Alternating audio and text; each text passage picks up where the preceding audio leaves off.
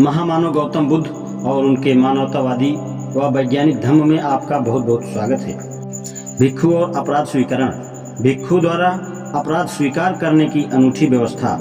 भिक्षुओं के संगठन के संबंध में जो सर्वाधिक मौलिक और अनुपम संस्था भगवान बुद्ध ने आरंभ की वह अपराध स्वीकार करने की प्रथा थी। यह उपोषथ कहलाती थी। तथागत ने इस बात का अनुभव किया कि यह संभव है कि अपराधों के बारे में उन्होंने जो नियम बताए हैं उनका पालन कराया जा सकता है, लेकिन उन्होंने कुछ दूसरे प्रतिबंधों की भी व्यवस्था की जो अपराध की श्रेणी में नहीं आते थे। उनका कहना था कि चरित्र निर्माण के लिए और चरित्र को सुदृढ़ बनाए रखने से ऐसे प्रतिबंध संबंधित थे और यह भी आवश्यक था कि उनका पालन किया जाना सुनिश्चित किया जाए। लेकिन तथागत उन प्रतिबंध का पालन करवाने का कोई प्रभावशाली ढंग नहीं ढूंढ पाए।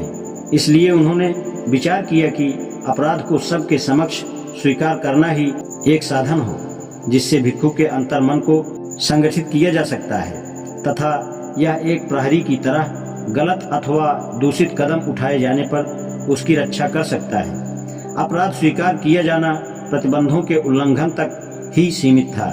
यह पतिमोक्ष कहलाता था। उपोषथ अपराध स्वीकृति के लिए संबंधित क्षेत्र के भिक्षुओं की एक सभा का होना आवश्यक था। 15 दिनों में 3 सभाएं बैठक आवश्यक थी। क्रमशः प्रत्येक चतुर्दशी, पंचमी तथा अष्टमी वाले दिन भिक्षु उपवास रख सकता है। इस कारण इन दिनों को उपोषथ कहा जाता है।